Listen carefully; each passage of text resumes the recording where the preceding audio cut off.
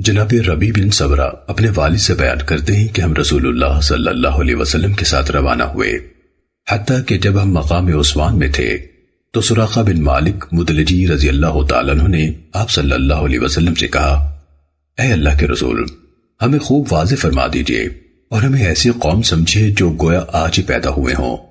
آپ نے فرمایا، بلا شبہ اللہ تعالیٰ نے تمہارے اس حج میں عمرے کو داخل کر دیا ہے، سو جب تم مکے پہنچو تو جس نے بیت اللہ کا طواف اور صفا مروہ کی سعی کر لی بس وہ حلال ہو گیا، الا یہ کہ اس کے ساتھ قربانی ہو۔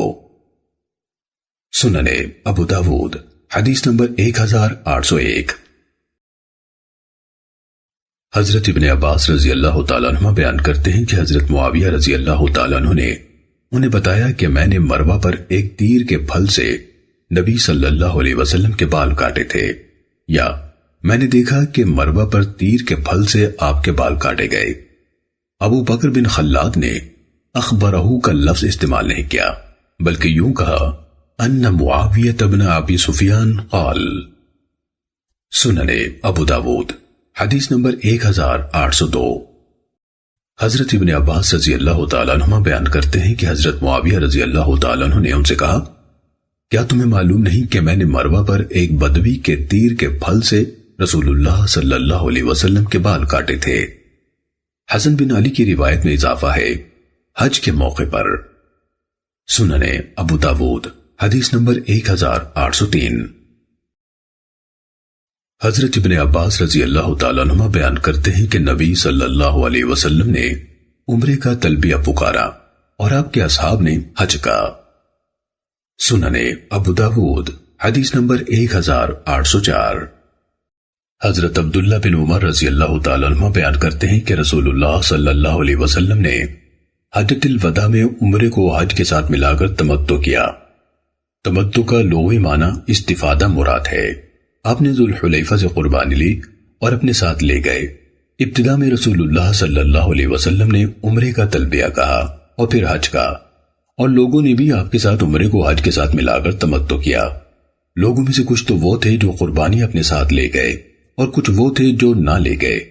جب رسول اللہ صلی اللہ علیہ وسلم مکے پہنچے تو لوگوں سے فرمایا، تم میں سے جو شخص قربانی لایا ہے اس کے لیے حرام ہونے والی کوئی شے حلال نہیں حتیٰ کہ اپنا حج مکمل کر لے، لیکن جو قربانی نہیں لایا ہے تو اسے چاہیے کہ بیت اللہ کا طواف اور صفا مروہ کی سعی کرے اور اس کے بعد اپنے بال کو تروا کر حلال ہو جائے، پھر اس کے بعد حج کا احرام باندھے اور قربانی دے، اور جو قربانی کی استطاعت نہ پائے تو وہ حج کے دنوں میں 3 دن روزے رکھے اور مزید 7 دن اپنے اہل میں واپس لوٹ کر رکھے۔ چنانچہ رسول اللہ صلی اللہ علیہ وسلم نے مکے پہنچنے پر طواف کیا اور سب سے پہلے رکن یعنی حجر اسود کو بوسہ دیا، پھر طواف کے 7 چکروں میں سے پہلے 3 چکروں میں آہستہ آہستہ دوڑے اور باقی 4 میں عام رفتار سے چلے۔ طواف کے بعد آپ نے مقام ابراہیم کے پاس 2 رکعتیں پڑھیں، پھر سلام پھیرا، پھر آپ صفا کی طرف آئے اور صفا مروہ پر 7 چکر لگائے، پھر آپ پر حرام ہونے والی چیزوں میں سے کوئی بھی چیز حلال نہ ہوئی، یعنی اسی طرح احرام ہی میں رہے حتیٰ کہ اپنا حج مکمل کیا۔ 10ویں تاریخ کو قربانی کی اور طواف افاضہ کیا، پھر آپ کے لیے تمام چیزیں حلال ہو گئی جو بحالت احرام حرام تھیں، اور دیگر لوگوں نے بھی جو قربانی اپنے ساتھ لائے تھے اسی طرح کیا جیسے کہ رسول اللہ صلی اللہ علیہ وسلم نے کیا۔ سنن ابو داود حدیث نمبر 1805۔ ام المومنین حضرت حفصہ رضی اللہ تعالیٰ عنہ سے مروی ہے، انہوں نے کہا، اے اللہ کے رسول، لوگوں کا کیا حال ہے کہ حلال ہو گئے ہیں جبکہ آپ اپنے عمرے سے حلال نہیں ہوئے؟ آپ نے فرمایا، میں نے اپنے سر کے بال چپکا رکھے ہیں اور اپنی قربانی کو قلادہ پہنایا ہوا ہے، سو میں اس وقت تک حلال نہیں ہو سکتا جب تک کہ قربانی نہر نہ کر لوں۔ سنن ابو داود حدیث نمبر 1806۔ حضرت عبداللہ بن عباس رضی اللہ تعالیٰ عنہ سے روایت ہے کہ ان کے بھائی حضرت فضل بن عباس رضی اللہ عنہما رسول اللہ صلی اللہ علیہ وسلم کے ساتھ سواری پر ان کے پیچھے بیٹھے ہوئے تھے کہ قبیلہ خثعم کی ایک عورت آپ سے کچھ پوچھنے کو آئی، تو فضل اسے دیکھنے لگے اور وہ انہیں دیکھنے لگی، تو رسول اللہ صلی اللہ علیہ وسلم نے حضرت فضل کا چہرہ دوسری طرف پھیر دیا۔ اس عورت نے پوچھا، اے اللہ کے رسول، اللہ کا فریضہ حج اس کے بندوں میں میرے والد کو اس حالت میں پہنچا ہے کہ کہ وہ سواری پر ٹکنے کی سغت بھی نہیں رکھتے، تو کیا میں ان کی طرف سے حج کروں؟ آپ نے فرمایا ہاں، اور یہ حجۃ الوداع کا واقعہ ہے۔ سننے ابو داود حدیث نمبر 1809۔ بنو عامر کے ایک شخص ابو رضی نے بیان کیا کہ انہوں نے پوچھا تھا کہ اے اللہ کے رسول، میرے والد بہت بوڑھے ہیں اور حج عمرے کی طاقت نہیں رکھتے اور نہ سواری پر سوار ہو سکتے ہیں۔ آپ صلی اللہ علیہ وسلم نے فرمایا اپنے باپ کی طرف سے حج کرو اور عمرہ بھی۔ سننے ابو داود حدیث نمبر 1810۔ حضرت عبداللہ بن عمر رضی اللہ تعالیٰ عنہ سے روایت ہے کہ رسول اللہ صلی اللہ علیہ وسلم کے تلبیہ کے الفاظ اس طرح تھے: لبیک اللہم لبیک، لبیک لا شریک لک لبیک، ان الحمد والنعمت لک والملک لا شریک لک۔ حاضر ہوں میں، اے اللہ حاضر ہوں، حاضر ہوں، تیرا کوئی شریک نہیں، میں حاضر ہوں، بے شک تمام تعریفیں اور نعمتیں تیری ہیں اور ملک بھی تیرا ہی ہے، تیرا کوئی شریک نہیں۔ نافع نے بیان کیا کہ حضرت عبداللہ بن عمر رضی اللہ عنہما اپنے تلبیہ میں اضافہ کرتے ہوئے یوں کہا کرتے تھے: لبیک لبیک لبیک وسعدیک والخیر بیدیک والرغباء الیک والعمل۔ میں حاضر ہوں، میں حاضر ہوں، میں حاضر ہوں اور بہت سعادت مند ہوں، خیر اور بھلائی سب تیرے ہاتھوں میں ہے، ہماری سب رغبتیں اور سوال تیری طرف ہیں اور عمل بھی تیرے ہی لیے ہیں۔ سننے ابو داود حدیث نمبر 1812۔ حضرت جابر بن عبداللہ رضی اللہ عنہما کا بیان ہے کہ رسول اللہ صلی اللہ علیہ وسلم نے احرام باندھا اور تلبیہ پڑھا، اور حضرت ابن عمر رضی اللہ عنہما کی روایت کی مانند تلبیہ کے الفاظ بیان کیے۔ کہا کہ لوگ ذل معارج اور اس طرح کے الفاظ زیادہ کرتے تھے، نبی صلی اللہ علیہ وسلم انہیں سنتے اور انہیں کچھ نہ کہتے۔ ذل معارج یعنی اے اللہ بلندیوں والے اور انعامات کے مالک۔ سننے ابو داود حدیث نمبر 1813۔ جناب خلاد بن صائب انصاری اپنے والد سے نقل کرتے ہیں کہ رسول اللہ صلی اللہ علیہ وسلم نے فرمایا میرے پاس جبرائیل علیہ السلام آئے اور مجھے حکم دیا کہ میں اپنے صحابہ اور دوسرے ساتھ والوں کو حکم دوں کہ تلبیہ کہنے میں اپنی آوازیں اونچی رکھیں۔ راوی کہتا ہے کہ آپ کے الفاظ بالاحلال تھے یا بالتلبیہ، معنی ایک ہی ہے۔ سننے ابو داود حدیث نمبر 1814۔ حضرت فضل بن عباس رضی اللہ عنہما سے روایت ہے کہ رسول اللہ صلی اللہ علیہ وسلم 10ویں ذی الحج کو جمرہ عقبہ کو کنکریاں مارنے۔ حضرت فضل بن عباس رضی اللہ تعالیٰ عنہما سے روایت ہے کہ رسول اللہ صلی اللہ علیہ وسلم 10ویں ذی الحج کو جمرہ عقبہ کو کنکریاں مارنے تک تلبیہ کہتے رہے۔ سننے ابو داود حدیث نمبر 1815۔ حضرت عبداللہ بن عمر رضی اللہ تعالیٰ عنہما سے منقول ہے، کہتے ہیں کہ ہم 9ویں تاریخ کو صبح کے وقت مینا سے عرفات کی طرف روانہ ہوئے تو کچھ لوگ ہم میں سے تلبیہ پکار رہے تھے اور کچھ تکبیر۔ سننے ابو داود حدیث نمبر 1816۔ جناب صفوان اپنے والد یعلا بن امیہ رضی اللہ تعالیٰ عنہ سے روایت کرتے ہیں کہ ایک شخص نبی صلی اللہ علیہ وسلم کی خدمت میں حاضر ہوا جبکہ آپ مقام جعرانہ میں تھے، اور اس آدمی پر خلوق خوشبو کا اثر تھا جو کہ زعفران وغیرہ سے بنی ہوتی ہے، یا کہا کہ زرد رنگ کی خوشبو تھی، اور وہ جبہ پہنے ہوئے تھا۔ اس نے کہا اے اللہ کے رسول، آپ مجھے کیا ارشاد فرماتے ہیں کہ میں اپنے عمرے میں کیسے کروں؟ تو اللہ تبارک و تعالی نے نبی صلی اللہ علیہ وسلم پر وحی نازل فرمائی۔ جب آپ سے یہ کیفیت دور ہوئی تو دریافت کیا وہ عمرے کے متعلق پوچھنے والا کہاں ہے؟ آپ نے اس سے فرمایا خلوق خوشبو دھو ڈالو، یا فرمایا زرد رنگ دھو ڈالو، جبہ اتار دو اور اپنے عمرے میں وہی کچھ کرو جو تم اپنے حج میں کرتے ہو۔ سننے ابو داود حدیث نمبر 1819۔ حضرت یعلا ابن منیہ رضی اللہ تعالیٰ عنہ نے یہ خبر روایت کی، اس میں ہے کہ رسول اللہ صلی اللہ علیہ وسلم نے اسے حکم دیا کہ اسے اتار دو یعنی جبے کو، اور غسل کرو 2 بار یا 3 بار، اور حدیث بیان کی۔ سننے ابو داود حدیث نمبر 1821۔ جناب صفوان اپنے والد یعلا بن امیہ رضی اللہ تعالیٰ عنہ سے نقل کرتے ہیں کہ جعرانہ مقام پر ایک شخص نبی صلی اللہ علیہ وسلم کی خدمت میں آیا اس نے عمرے کا احرام باندھا ہوا تھا، جبہ پہنے ہوئے تھا اور اس کی داڑھی اور سر میں زرد رنگ کی خوشبو لگی ہوئی تھی، اور مذکورہ بالا حدیث بیان کی۔ سننے ابو داود حدیث نمبر 1822۔ جناب سالم اپنے والد حضرت عبداللہ بن عمر رضی اللہ تعالیٰ عنہما سے بیان کرتے ہیں کہ ایک شخص نے رسول اللہ صلی اللہ علیہ وسلم سے پوچھا کہ محرم کون سے کپڑے نہ پہنے۔ آپ نے فرمایا قمیص، ٹوپی دار کرتا، شلوار، پگڑی یا ایسا کپڑا جس کو ورس یا زعفران لگا ہو نہ پہنے، اور موزے بھی نہ پہنے، الا یہ کہ کسی کے پاس جوتے نہ ہو۔ جس کے پاس جوتے نہ ہو وہ موزے پہن لے مگر انہیں کاٹ لے حتیٰ کہ ٹخنوں سے نیچے ہو جائیں۔ سننے ابو داود حدیث نمبر 1823۔ حضرت ابن عمر رضی اللہ تعالیٰ عنہما نبی صلی اللہ علیہ وسلم سے مذکورہ بالا حدیث کے ہم معنی روایت کرتے ہیں۔ سننے ابو داود حدیث نمبر 1824۔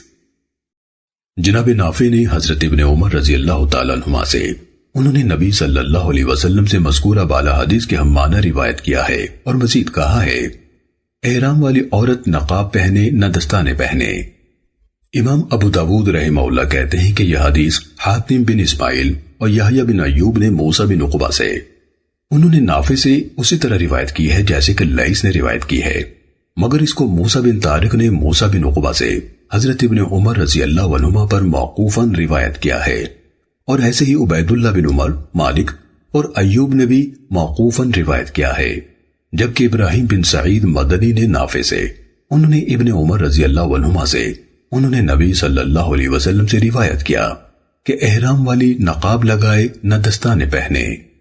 امام ابو داود رحمہ اللہ فرماتے ہیں کہ ابراہیم بن سعید مدنی اہل مدینہ میں سے صرف ایک شیخ عالم ہے، کوئی زیادہ صاحب حدیث نہیں ہے، ان کی روایت آگے آ رہی ہے، یعنی حدیث نمبر 1826۔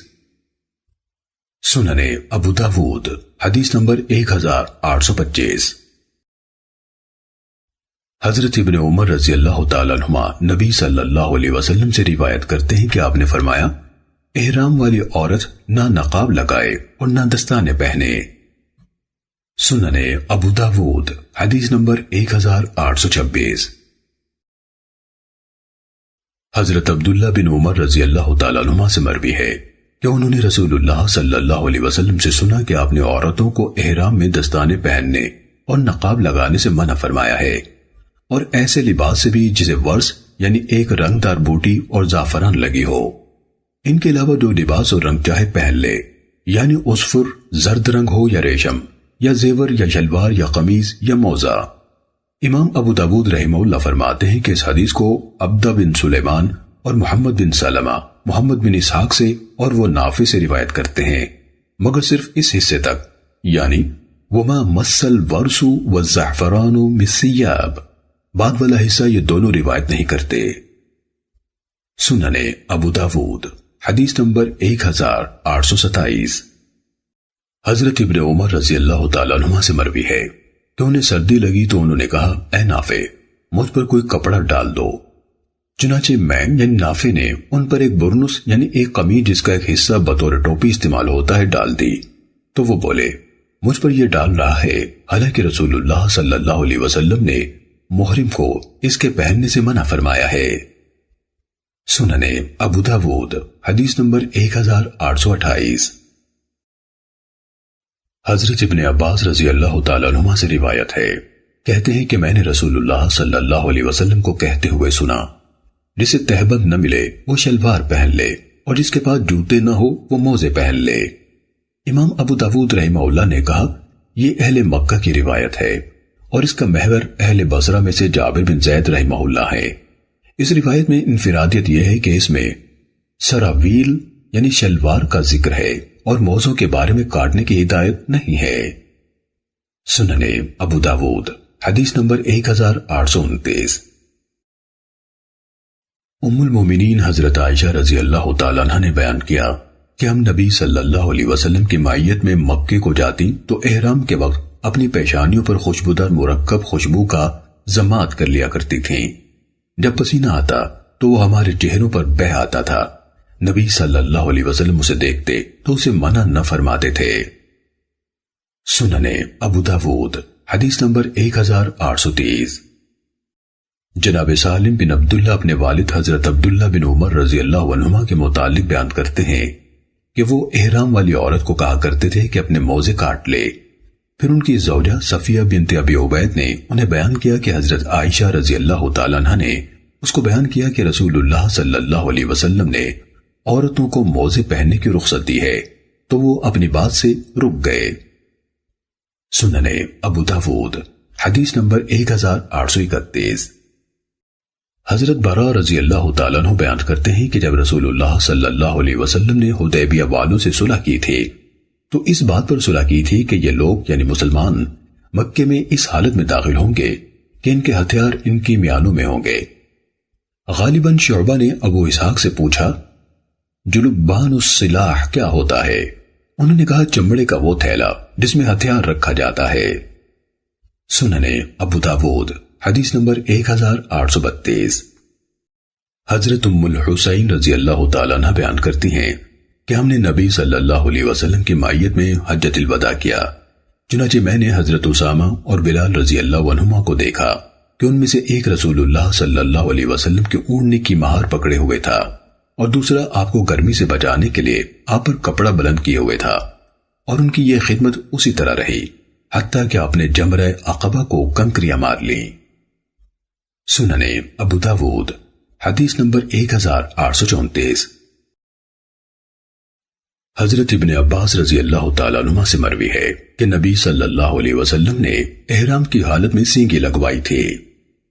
سننے ابو داود حدیث نمبر 1835۔ حضرت ابن عباس رضی اللہ تعالیٰ عنہ سے منقول ہے کہ رسول اللہ صلی اللہ علیہ وسلم نے احرام کی حالت میں اپنے سر میں ایک تکلیف کی بنا پر سینگی لگوائی۔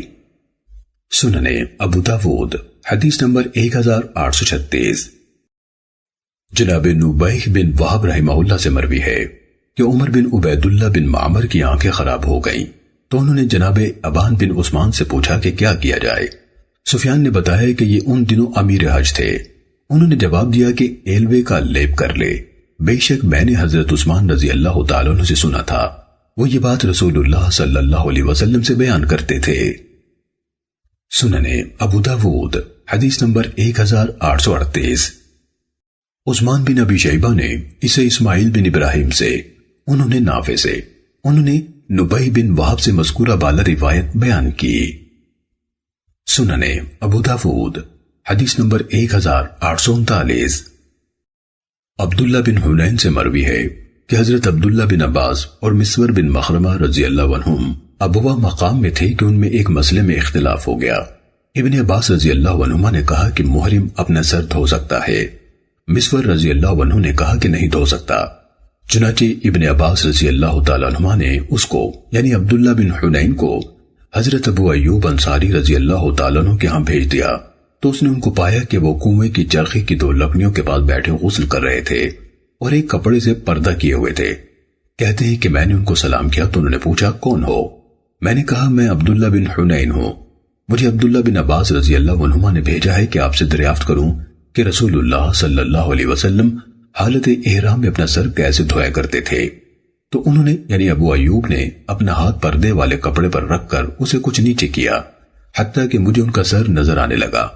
پھر انہوں نے ایک شخص سے جو ان پر پانی ڈال رہا تھا کہا کہ پانی ڈالو، چنانچہ اس نے ان کے سر پر پانی ڈالا تو حضرت ابو ایوب نے اپنے سر کو دونوں ہاتھوں سے حرکت دی اور اپنے ہاتھوں کو آگے پیچھے کیا، پھر کہا میں نے آپ صلی اللہ علیہ وسلم کو دیکھا تھا کہ آپ اسی طرح کرتے تھے۔ سننے ابو داود حدیث نمبر 1840۔ جناب عمر بن عبید اللہ نے جناب ابان بن عثمان بن عفان سے کہلا بھیجا، جبکہ ابان ان دنوں امیر حج تھے اور یہ دونوں احرام کی حالت میں تھے کہ میرا پروگرام ہے کہ طلحہ بن عمر کا نکاح شیبہ بن جبیر کی صاحبزادی سے کر دوں اور میں چاہتا ہوں کہ آپ بھی اس میں تشریف لائیں۔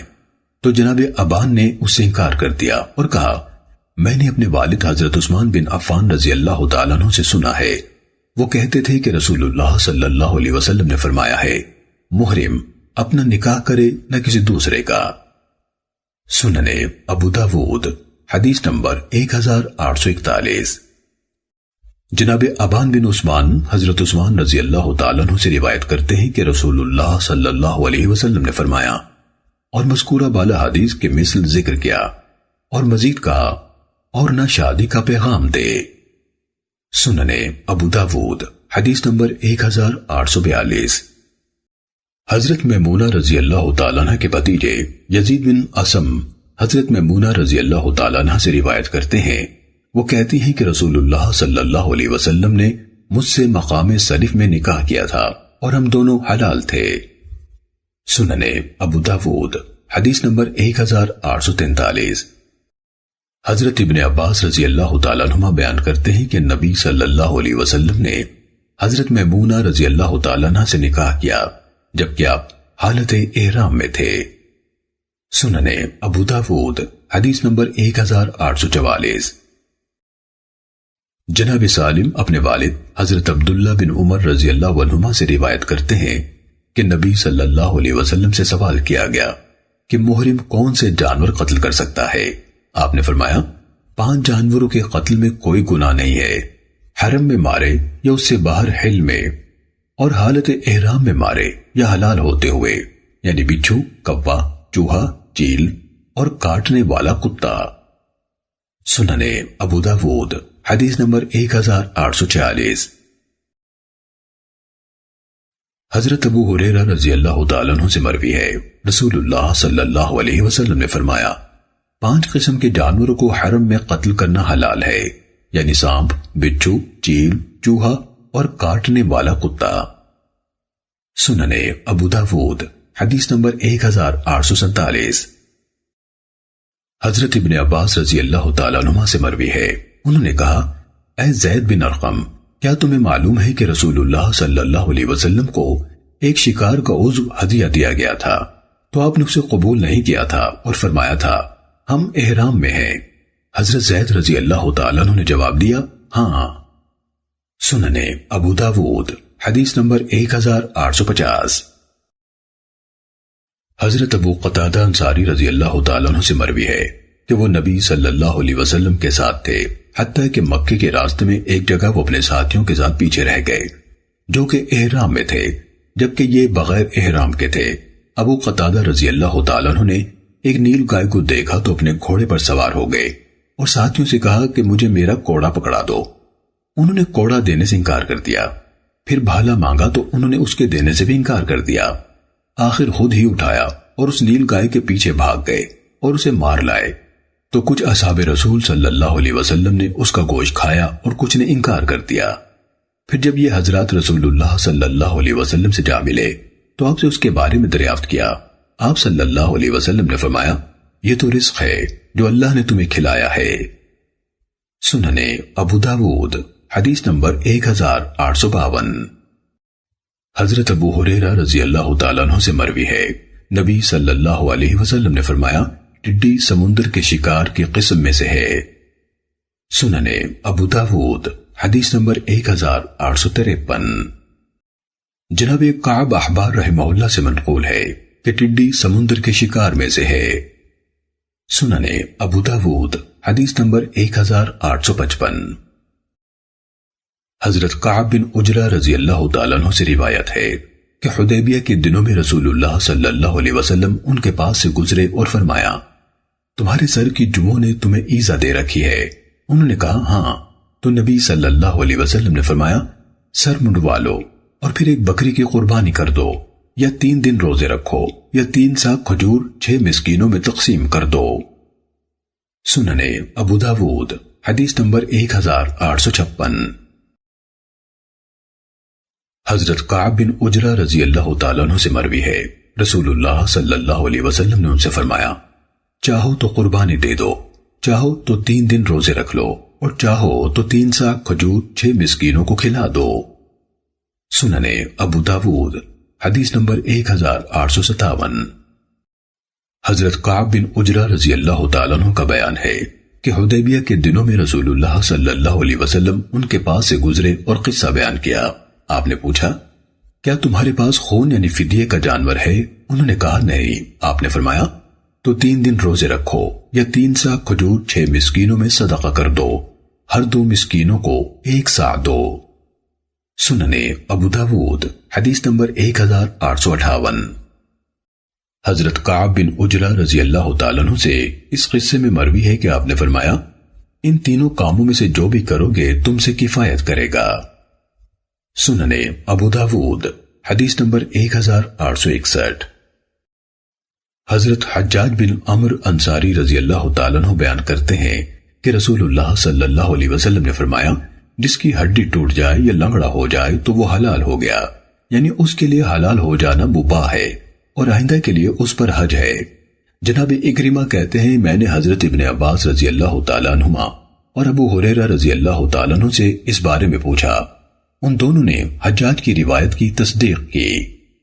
سننے ابو داود حدیث نمبر 1862۔ حضرت حجاج بن عمرو نبی صلی اللہ علیہ وسلم سے بیان کرتے ہیں کہ آپ نے فرمایا، جس کی ہڈی ٹوٹ جائے یا وہ لنگڑا ہو جائے یا بیمار پڑ جائے، اور مذکورہ بالا حدیث کے معنی بیان کیا۔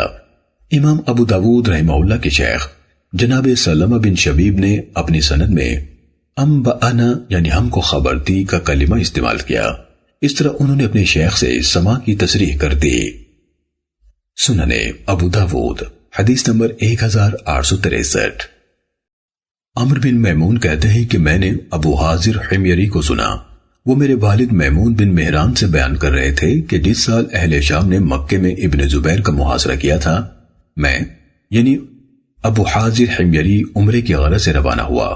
میرے ساتھ قوم کے کچھ افراد نے اپنی قربانیاں بھی بھیجی تھیں۔ جب ہم اہل شام کے پاس پہنچے تو انہوں نے ہمیں حرم میں داخل ہونے سے روک دیا، چنانچہ میں نے قربانی اسی جگہ نہر کر دی اور پھر حلال ہو گیا اور واپس لوٹ آیا۔ پھر جب اگلا سال آیا اور میں اپنے عمرے کی قضاء کے لیے چلا تو حضرت ابن عباس رضی اللہ عنہما کے ہاں آیا اور ان سے پوچھا تو انہوں نے کہا، اپنی قربانی کا بدل بھی دو۔ بے شک رسول اللہ صلی اللہ علیہ وسلم نے عمرہ قضاء میں اپنے صحابہ سے فرمایا تھا کہ حدیبیہ کے سال انہوں نے جو قربانیاں کی تھیں ان کے عوض قربانیاں بھی کریں۔ سننے ابو داود حدیث نمبر 1864۔ حضرت ابن عمر رضی اللہ تعالیٰ عنہما سے مروی ہے کہ وہ جب بھی مکہ آتے تو وادی ذی طویٰ میں رات گزارتے حتیٰ کہ صبح ہو جاتی اور غسل کرتے، پھر دن چڑھے مکے میں داخل ہوتے اور نبی صلی اللہ علیہ وسلم کے متعلق بیان کرتے کہ آپ نے ایسے ہی کیا تھا۔ سننے ابو داود حدیث نمبر 1865۔ حضرت ابن عمر رضی اللہ تعالیٰ عنہما سے مروی ہے کہ نبی صلی اللہ علیہ وسلم مکے میں بالائی جانب کی گھاٹی سے تشریف لایا کرتے تھے۔ مسدد اور ابن حنبل نے یحییٰ سے نقل کرتے ہوئے کہا کہ نبی صلی اللہ علیہ وسلم بدھا کی گھاٹی سے قدح کی جانب سے مکے میں داخل ہوتے تھے اور زیری جانب کی گھاٹی سے واپس جاتے تھے۔ برمکی یعنی عبداللہ بن جعفر نے مزید کہا کہ مکے کی 2 گھاٹیاں مراد ہیں اور مسدد کی روایت زیادہ کامل ہے۔ سننے ابو داود حدیث نمبر 1866۔ حضرت عبداللہ بن عمر رضی اللہ تعالیٰ عنہما بیان کرتے ہیں کہ نبی صلی اللہ علیہ وسلم مدینہ منورہ سے نکلتے ہوئے شجرے والی راہ اختیار فرماتے، یعنی ذوالحلیفہ والی، جہاں اس زمانے میں ایک درخت بھی تھا، اور واپسی میں معرس والی جانب سے داخل ہوتے، یعنی مدینے میں۔ سننے ابو داود حدیث نمبر 1867۔ حضرت عائشہ رضی اللہ تعالیٰ عنہ کا بیان ہے کہ رسول اللہ صلی اللہ علیہ وسلم فتح مکہ کے سال میں اس کی بالائی جانب قدح کی طرف سے داخل ہوئے تھے اور عمرے میں قدن کی طرف یعنی زیری جانب سے آئے تھے، اور جناب عروہ دونوں راہوں سے آتے تھے، یعنی کبھی اس سے اور کبھی اس سے، اور یہ یعنی عروہ اکثر اوقات قدن کی طرف سے زیری طرف سے داخل ہوتے تھے اور یہ جانب ان کی منزل کے زیادہ قریب تھی۔ سننے ابو داود حدیث نمبر 1868۔ حضرت عائشہ رضی اللہ تعالیٰ عنہ سے روایت ہے کہ نبی صلی اللہ علیہ وسلم جب مکے میں داخل ہوتے تو اس کی بالائی جانب سے تشریف لاتے۔ اسی راستے میں مکے کا معروف قبرستان ہے اور اس طرف سے آنے میں آپ کو آسانی تھی اور واپسی کے لیے زیری جانب سے نکلتے تھے، اور یہی وہ راہ ہے جس میں آج کل مقام جرول آتا ہے۔ سننے ابو داود حدیث نمبر 1869۔ حضرت ابو ہریرہ رضی اللہ تعالیٰ عنہ سے روایت ہے کہ نبی صلی اللہ علیہ وسلم جب مکے میں داخل ہوئے تو بیت اللہ کا طواف کیا اور مقام ابراہیم کے پیچھے 2 رکعتیں پڑھیں، یعنی فتح مکہ والے دن۔ سننے ابو داود حدیث نمبر 1871۔ حضرت ابو ہریرہ رضی اللہ تعالیٰ عنہ بیان کرتے ہیں کہ رسول اللہ صلی اللہ علیہ وسلم تشریف لائے، پس مکے میں داخل ہوئے، پھر حجر اسود کی طرف تشریف لائے، اسے بوسہ دیا، پھر بیت اللہ کا طواف کیا، پھر صفا کی جانب آئے اور اس کے اوپر چڑھ گئے جہاں سے بیت اللہ آپ کو نظر آ رہا تھا۔ پھر آپ نے اپنے دونوں ہاتھ اٹھا لیے اور اللہ کا ذکر کرتے رہے جس قدر کہ اللہ نے چاہا، اور دعا کرتے رہے، اور انصار آپ کے ساتھ تھے۔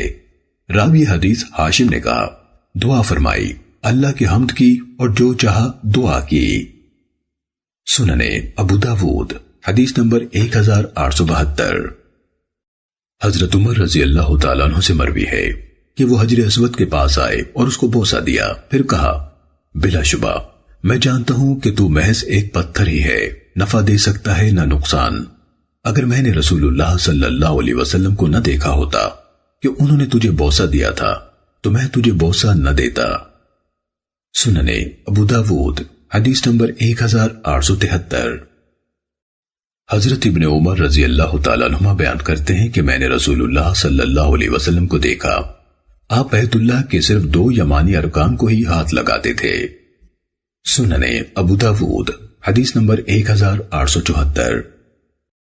حضرت ابن عمر رضی اللہ تعالیٰ عنہ کو حضرت عائشہ رضی اللہ تعالیٰ عنہ کا یہ بیان بتایا گیا کہ حجر یعنی ہا کے کسرہ کے ساتھ یعنی حتیم کا کچھ حصہ بیت اللہ میں سے ہے، تو انہوں نے کہا، قسم اللہ کی میرا خیال ہے کہ حضرت عائشہ رضی اللہ تعالیٰ عنہ نے اگر یہ بات رسول اللہ صلی اللہ علیہ وسلم سے سنی ہے تو میں سمجھتا ہوں کہ رسول اللہ صلی اللہ علیہ وسلم نے بھی ان یعنی شامی ارکان کا استلام یعنی مس کرنا صرف اسی لیے ترک فرمایا تھا کہ یہ بیت اللہ کی اصل بنیادوں پر نہیں ہے، اور لوگ بھی حجر یعنی حتیم کے باہر سے اسی بنا پر طواف کرتے ہیں۔ سننے ابو داود حدیث نمبر 1875۔ حضرت ابن عمر رضی اللہ تعالیٰ عنہ سے مروی ہے کہ رسول اللہ صلی اللہ علیہ وسلم طواف کے کسی چکر میں بھی رکن یمانی اور حجر اسود کا استلام یعنی اسے مس کرنا نہ چھوڑتے تھے۔ نافع نے کہا، اور حضرت عبداللہ بن عمر رضی اللہ عنہ بھی ایسے ہی کیا کرتے تھے۔ سننے ابو داود حدیث نمبر 1876۔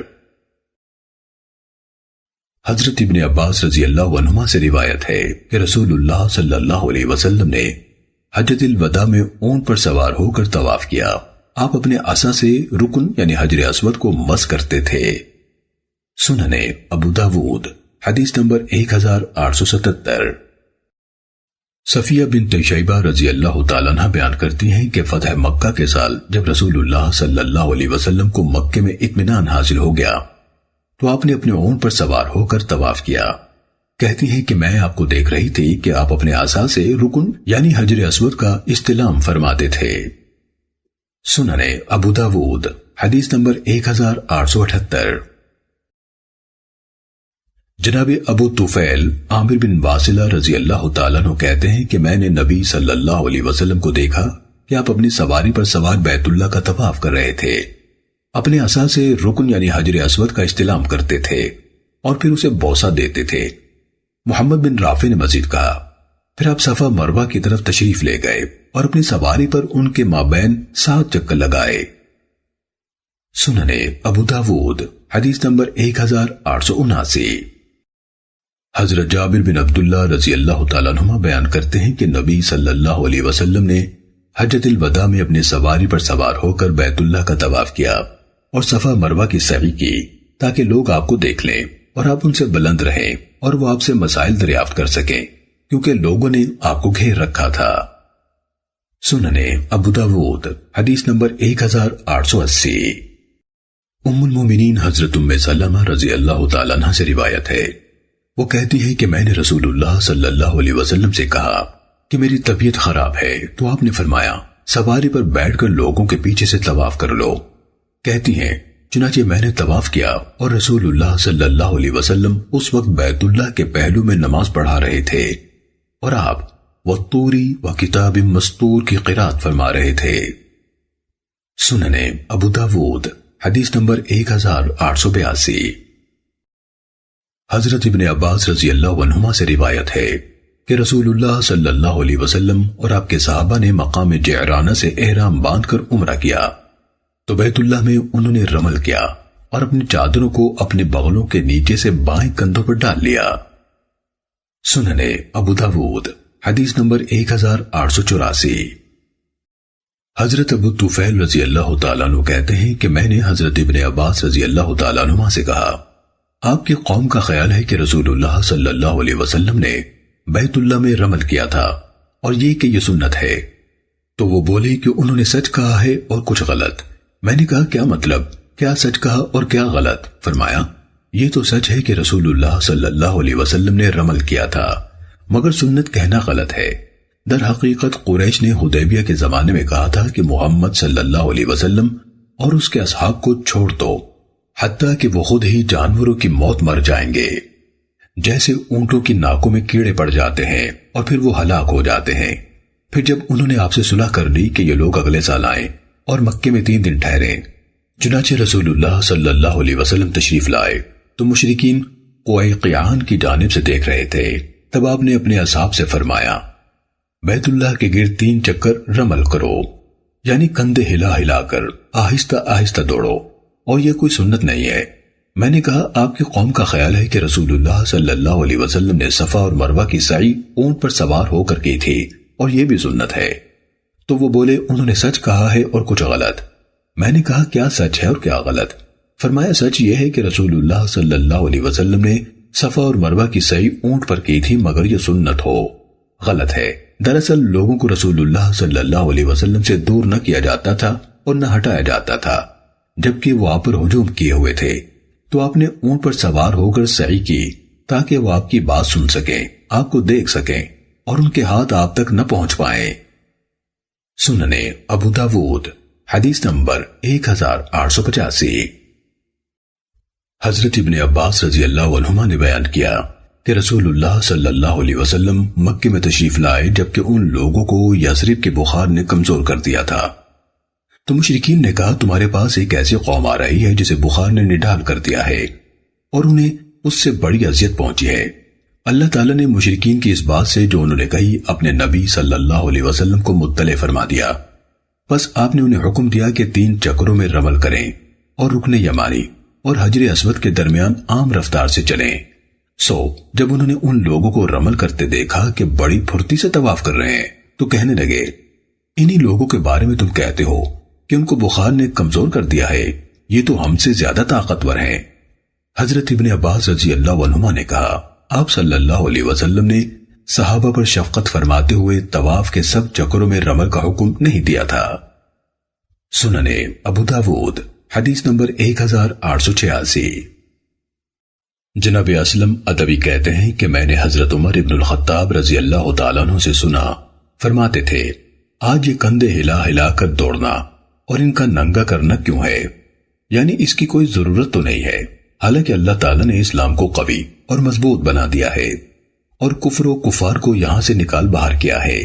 اس کے باوجود ہم یہ عمل نہیں چھوڑ سکتے جو رسول اللہ صلی اللہ علیہ وسلم کے دور میں کیا کرتے تھے۔ سننے ابو داود حدیث نمبر 1887۔ حضرت عائشہ رضی اللہ تعالیٰ عنہ کا بیان ہے کہ رسول اللہ صلی اللہ علیہ وسلم نے فرمایا بیت اللہ کا طواف، صفا مروہ کی سعی اور جمرات کو کنکریاں مارنا، یہ سب اللہ کا ذکر قائم کرنے کے لیے ہے۔ سننے ابو داود حدیث نمبر 1888۔ حضرت ابن عباس رضی اللہ تعالیٰ عنہما سے منقول ہے کہ نبی صلی اللہ علیہ وسلم نے استباع کیا، یعنی اپنی چادر کو اپنے دائیں بغل کے نیچے سے نکال کر بائیں کندھے پر ڈال لیا، پھر حجر اسود کا استلام کیا اور اللہ اکبر کہا، پھر 3 چکروں میں رمل کیا۔ صحابہ جب رکن یمانی کے پاس پہنچتے اور قریش کی نظروں سے اوجھل ہو جاتے تو عام رفتار سے چلنے لگتے، پھر جب ان کے سامنے آتے تو آہستہ آہستہ دوڑنے لگتے۔ قریش کہنے لگے یہ تو گویا ہرن ہے۔ حضرت ابن عباس رضی اللہ عنہما نے کہا تب سے یہ سنت ہے۔ سننے ابو داود حدیث نمبر 1889۔ حضرت ابن عباس رضی اللہ عنہما کا بیان ہے کہ رسول اللہ صلی اللہ علیہ وسلم اور آپ کے صحابہ نے جعرانہ سے عمرہ کیا تو انہوں نے بیت اللہ میں رمل کیا اور آخری 4 چکروں میں عام رفتار سے چلے۔ سنن ابو داود حدیث نمبر 1890۔ نافع بیان کرتے ہیں کہ حضرت ابن عمر رضی اللہ تعالیٰ عنہ نے حجر اسود سے حجر اسود تک رمل کیا، یعنی پورے چکر میں، اور ذکر کیا کہ رسول اللہ صلی اللہ علیہ وسلم نے یہ عمل کیا تھا۔ سنن ابو داود حدیث نمبر 1891۔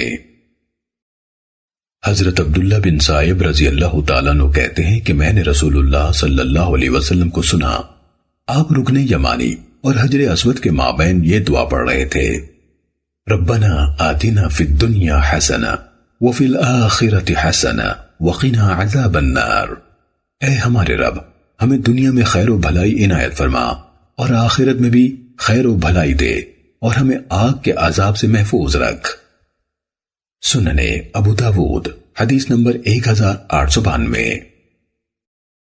حضرت ابن عمر رضی اللہ تعالیٰ عنہ بیان کرتے ہیں کہ رسول اللہ صلی اللہ علیہ وسلم حج اور عمرے میں مکے میں آتے ہی جو پہلا طواف یعنی طواف قدوم کرتے تو اس کے 3 چکروں میں آہستہ آہستہ دوڑتے اور 4 میں عام رفتار سے چلتے، پھر 2 رکعتیں ادا کرتے۔ سنن ابو داود حدیث نمبر 1893۔ حضرت جبیر بن مطعم رضی اللہ تعالیٰ عنہ نبی صلی اللہ علیہ وسلم سے بیان کرتے ہیں کہ آپ نے فرمایا، کسی کو منع مت کرو، جس وقت بھی کوئی اس گھر کا طواف کرنا چاہے اور نماز پڑھنا چاہے تو پڑھنے دو، دن ہو یا رات، خواہ کوئی وقت ہو۔ فضل بن یعقوب نے کہا کہ رسول اللہ صلی اللہ علیہ وسلم نے خطاب کرتے ہوئے فرمایا، اے بنی عبد مناف، کسی کو منع مت کرو۔ سنن ابو داود حدیث نمبر 1894۔ حضرت جابر بن عبداللہ رضی اللہ تعالیٰ عنہ بیان کرتے ہیں کہ نبی صلی اللہ علیہ وسلم اور آپ کے صحابہ نے صفا اور مروہ کے مابین ایک ہی بار سعی کی تھی، یعنی پہلی بار طواف قدوم یا طواف عمرہ کے ساتھ۔ سنن ابو داود حدیث نمبر 1895۔ حضرت عائشہ رضی اللہ تعالیٰ عنہ کا بیان ہے کہ اصحاب رسول جو آپ کے ساتھ تھے انہوں نے جمرے کو کنکریاں مارنے کے بعد ہی طواف کیا تھا۔ سنن ابو داود حدیث نمبر 1896۔ حضرت عائشہ رضی اللہ تعالیٰ عنہ سے روایت ہے کہ نبی صلی اللہ علیہ وسلم نے ان سے فرمایا تھا، تیرا بیت اللہ کا طواف اور صفا مروہ کی سعی تیرے حج اور عمرے دونوں کو کافی ہے۔ امام شافعی رحمہ اللہ نے کہا کہ سفیان بن عیینہ کبھی سند یوں بیان کرتے ہیں عن عطا عن عائشہ، اور کبھی یوں کہتے ہیں عن عطا ان النبی صلی اللہ علیہ وسلم، اور کبھی یوں کہتے ہیں عن عطا ان النبی صلی اللہ علیہ وسلم قال لعائشہ رضی اللہ عنہا۔ سنن ابو داود حدیث نمبر 1897۔